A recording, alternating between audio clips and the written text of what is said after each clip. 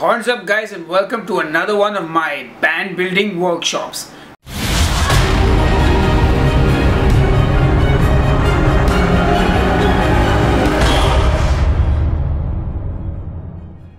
Today we're going to talk about something really important, and that is releasing your first album as a band. I've been asked many times by bands and even managers of bands, how do we release our first album, what should we do, how should we tackle the recording, the publicity, the sales, everything. So all these topics I'm going to cover today in this video. Now of course there is a lot to talk about and I could go on and on, but I'll try and keep this very consolidated, very concise. And of course if you have any questions after this video, leave them in the comments below, and like my previous videos I'll do a Q&A session, so I will answer your queries which might be a little more specific than what I speak about. Now before I get into all the nitty-gritties of releasing an album, the first things I really want to tell you is, like I've said before in my videos, first impressions are very important. So if you're doing an album, you want to make a very good impression, which is why you do not want to be a cheapskate. You want to invest in your album, and that's why I say your album is an investment in your band's future. So don't be cheap, try and save up as much money as you can and try and put out the absolute best album that you can. Having said that, let's get into details. The songs. Yes, that is the absolute and most essential part of any band's album, the music itself. Because remember this, the music is the foundation of everything that you are going to do, and if the foundation is weak, everything will crumble on top of that. A good example is the new Suicide Silence album. Ooh, I'm sure that must have hurt. Anyway, all jokes aside, well no, that's not really a joke, but anyway, the point being is you need to focus first and foremost on the music itself. Spend hours in the jam room, record rough demos at home, listen to them, write as many songs as you can, discard the songs that are not up to the mark. A lot of bands, look, I've said this before, your music is very personal to you. If you are a guitarist in the band and you write a song, yes, it has some meaning to you which even your own bandmates may not understand, but when it comes to a band, I guess you have to be a little objective. You have to kind of take what is the absolute best and go with that. Many bands write tons of songs and reject many of them. Perhaps they can be tweaked and worked on later and made into a separate release, who knows. But for your first album, be hard on yourself. Don't allow mediocre songs to pass. Yeah, so I think that's very important. And if your songs are good and you work hard and you follow everything else, you will do much better than if you go in with some half-ass written songs. So make sure the music is top-notch and the best that you can do. The recording.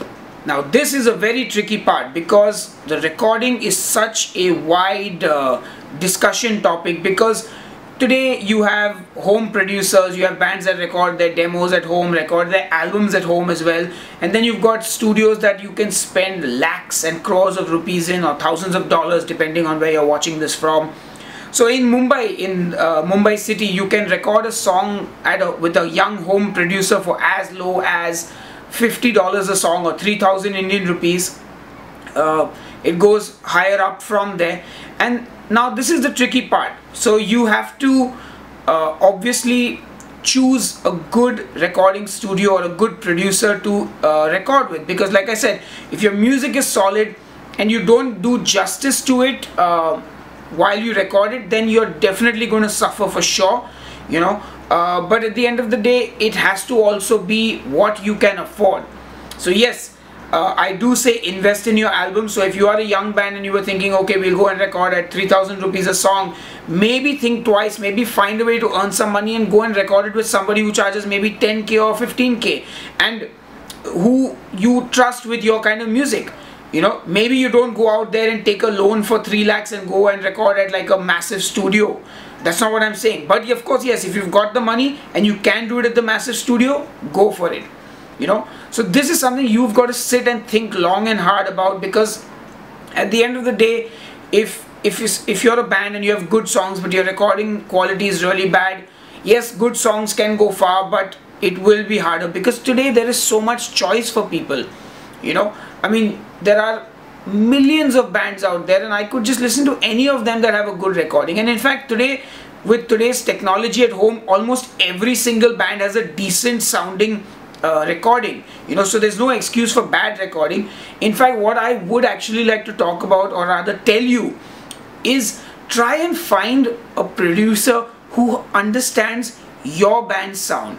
I find it so often that a thrash metal band or a black metal band will go to a modern producer and get a very polished and slick sounding album out, which of course, if that's what you're looking for aesthetically, by all means go ahead. But if I'm listening to a black metal band and you're supposed to be, a raw black metal band, I don't want to hear programmed drums, I don't want to hear an XFX guitar tone. Find somebody who understands your sound and can deliver that to you. Same way, if I'm a gent band or a modern progressive metal band, I don't want it to sound like it's been recorded with a single microphone, like some black metal band trying to be cult in the woods of Norway and recording with like a camera phone or something. So that's all I'm saying.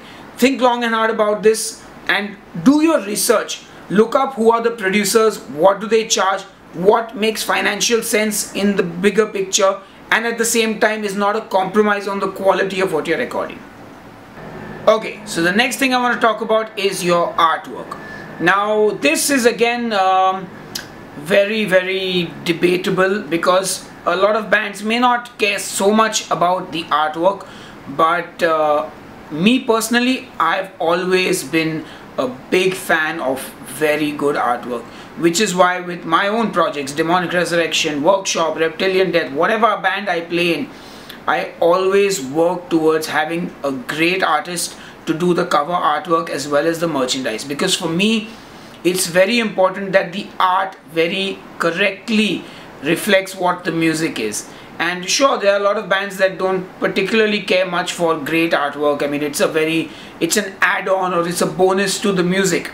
But for me, I personally feel it's very important to get a good artist and have some good quality artwork, because that can always be made into merchandise, which is one of your biggest earning sources as a band these days. Like they say, musicians are glorified t-shirt salesmen these days. So important to get that done. Again, look for somebody who will understand the aesthetic of what your band is trying to do, who can do it within a reasonable budget that you can afford, and of course at the same time don't compromise purely based on the money aspect of it, because like I said, your album is an investment. So work hard and figure out what you want to do artwork wise. Now we're going to talk about the publicity for your album. This is the most important thing that comes after the music, because bands are so bad at this, it's not even funny.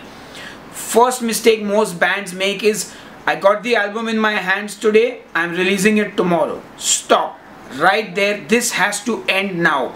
This is a golden rule. There is no arguing with me on this. The album release date will be minimum 2 months, if not 3 months from the date that you have the actual product in your hand. That means all the artwork completed with logos, t-shirts, everything, your recorded masters from the sound engineer in your hands, yeah, all of that. Once you have your music and artwork in your hands ready for production, 3 months from that date is when you will announce the release date for your album. There is no arguing on this. You must do this, because look, you've spent so many months, years, who knows how long writing that music, recording that album. Why will you fuck it up and just throw it out there and just not even like promote it properly? So that's the first thing. Second of all, stop the fucking spamming. I've done a video on this. Go to my channel and watch it, how not to publicize your music. Please, if you've invested in artwork, in recording, your time into writing those songs, why will you not invest in a PR agent, a public relations agent? Hire a PR company or a person who does this and let them spread your music for you. Also at the same time, keep some money for advertising, whether it's Facebook advertising, banner advertising, or whether it's putting ads in metal magazines or anywhere else for that matter. Invest in that. Make a budget for that. You see, these people are professionals. Just like you pay a recording engineer who knows how to do things, how to record your band well, Same way you pay a PR person to publicize your band because they know how to do it. That's their job. So yes, please hire a PR person, sit with them and plan out the release, plan your content out. Okay, so we've got our masters on the 1st of January, 1st of March is our release date, end of Jan we'll reveal the cover, in February we'll release the first single, then in the end of Feb we'll take pre-order. So make a actual schedule of how things are going to go and leave it to the PR person. Now, in the worst case scenario that you say, okay, I really am broke, I have no money, I don't want to do it, then still plan your own PR.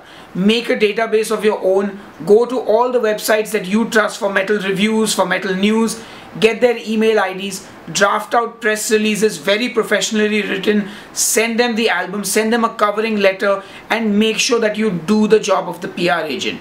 Don't rush into things, don't just release songs without any plan or any thing in place. So do that well and your album will do well as well. That's a lot of as-welling. As-welling, that's what she said. No, I'm kidding. Anyway, next topic. The next topic, your content. Now I'm not talking about the music here or the CD or the MP3s. We're talking about what you can create to promote the album. Now with today's technology and convenience and the way it is to just do everything, there's no excuse for you to not make content for your fans. Whether it's recording blogs, playthrough videos, lyric videos, music videos, you need to constantly generate good content. If you do, it is a great way to promote your music, far better than just putting the album out there and doing nothing. The next thing we're going to talk about is budgeting. It's very important to budget for your album. Of course, you're going to be doing that anyway since we've been talking about all these things that require money. But it's very good for you to sit down, the entire band or solo, if you're a solo artist then on your own, and sort of make an Excel sheet about how much money you want to spend on each aspect of the things that I've discussed, because everything costs money, and like I said, there are all these things that you will need to spend on. So it's very important that you make a budget for your album and it will help things go much smoother. And my final point is the selling of the album. See guys, there is so many avenues today for bands to sell their music on. You have every option available to you. There are websites where you can upload your music and it gets put out on every single platform there is digitally. There are websites where you can sell your music physically for a small cut. So there is so much you can do sales wise for your album, and that's kind of how you will recover some of the money. So those are the basic components of your album, but there is still a lot more to talk about. Like I said, we could go on for hours, but I'm going to keep this as short and sweet as possible. Alright guys, so I spoke a hell of a lot more after this, and I thought I better divide this video into two parts. So I hope you enjoyed this first part and stay tuned for the second part of this video.